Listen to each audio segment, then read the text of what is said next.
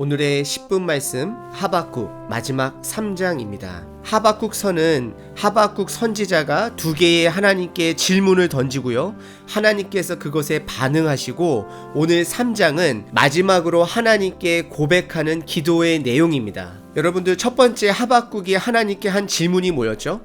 악한 유다를 그냥 내버려 두시겠습니까? 라고 질문했을 때 하나님께서 뭐라고 반응하셨죠? 내가 바벨론을 사용해서 유다를 심판하겠다라 하니까 하박국의 두 번째 질문이 뭐였죠? 어떻게 그 더 악한 나라를 사용하여서 이스라엘 유다를 심판하실 수 있습니까? 라고 하나님께 질문했죠. 그것에 대한 하나님의 두 번째 반응은 무엇이었을까요?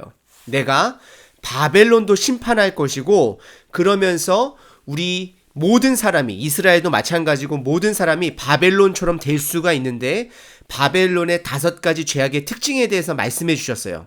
그리고 나서 오늘 바로 하박국의 고백인 것입니다. 저희들이 하박국 전체를 통해서 기억해야 되는 것이 2가지가 있다라면 첫 번째, 하나님께서 하박국에게 바벨론은 내가 알아서 심판할 것이고 이스라엘도 내 기준에 안 맞는다면 심판할 것인데 너가 해야 될 것은 너가 의인이라고 생각한다면 의인은 그의 믿음으로 말미암아 믿음에 기초된 행동으로 포기하지 않고 살아야 된다라고 말씀을 합니다. 그리고 두 번째로 기억해야 될 것은 이것을 들은 하박국의 고백의 내용인 오늘 바로 3장에 나와 있습니다. 그럼 일단 같이 함께 성경책을 보면서 하박국 3장을 보시면서 문장 구조를 보시도록 하겠습니다. 1절에 보시게 되면 하박국의 기도라. 그래서 이거는 하박국의 반응, 기도의 내용이고요. 그리고 첫 단어가 시기온롯에 맞춘 선지자 하박국의 기도라 적혀 있는데요.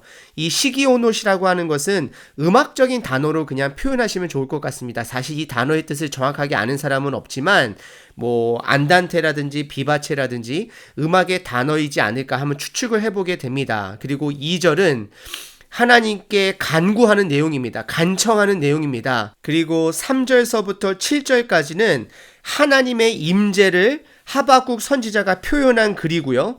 8절서부터 15절까지는 하나님 아버지께서 그 악한 세력을 멸망시키는 장면을 하박국이 묘사한 것이고요.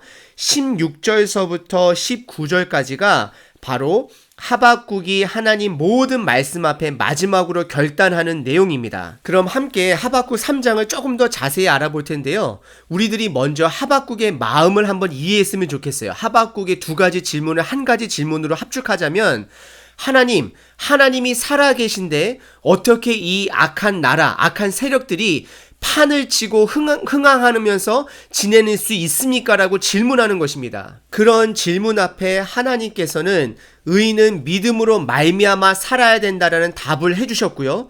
더 나아가서 오늘 그것에 대한 하박국에 대한 결단의 내용입니다. 2절에 보시게 되면 하박국의 간구가 나오게 되는데요. 첫 번째, 하박국이 하나님의 계획을 듣고 굉장히 놀랐다라고 그래요. 그러면서 하나님이 그 계획하시려고 하는 것, 이스라엘뿐만 아니라 바벨론도 멸망시키려고 하시렸던 것, 그것을 빨리 부흥하게 하옵소서라는 표현을 쓰게 되죠. 그래서 부흥이라는 것은 무엇이냐면 하나님의 생명으로서 그 일들이 빨리 이루어지게 해달라고 간청하는 것입니다. 그리고 나서 긍휼을 잊지 마옵소서. 그런 진노 중에서도 이런 감정인 거죠. 하나님, 유다를 칠지라도, 바벨론을 들어서 칠지라도 믿음의 사람, 하나님께 선택한 그 나라에게만큼은 긍휼을 잊지 말라달라고 하나님께 간청하는 것입니다. 여기서 보면 하박국이 처음에 유다를 심판해달라고 했던 그 마음이 조금은 하나님의 마음으로 바뀌는 것을 보게 돼요.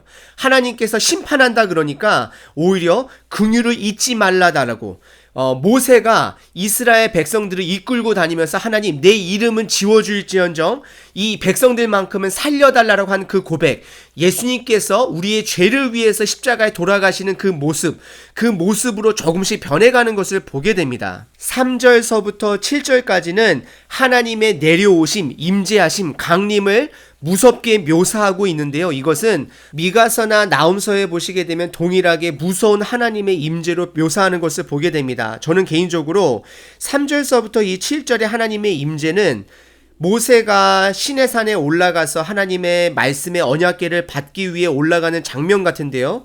구름과 불과 지진과 번개로 하나님의 임재를 우리 인간이 감당하지 못할 자연의 힘을 통하여서 묘사하고 있는 것을 보게 됩니다. 실질적으로 하나님의 임재가 하박국 앞에 드러났을 때에 하박국이 하나님께 물어보고 따지는 듯한 표현은 온데간데 없고 벌벌 떠는 본인 자신의 모습을 묘사하고 있습니다. 그리고 8절서부터 15절까지는 하나님을 말을 타시는 분, 그러니까 전쟁의 용사로서 표현하면서 결국에는 너가 생각하는 그 악한 세력들, 바벨론, 우리 삶에 계속해서 악순환적인 그 모든 것들을 끊어내시고 13절이 키워드인데요. 주께서 주의 백성을 구원하시려고, 우리를 살려주시려고, 기름 부음 받은 자를 구원하시려고 나오사 악인의 집에 머리를 치시며 그의 기초를 바닥까지 드러내셨나이다. 셀라.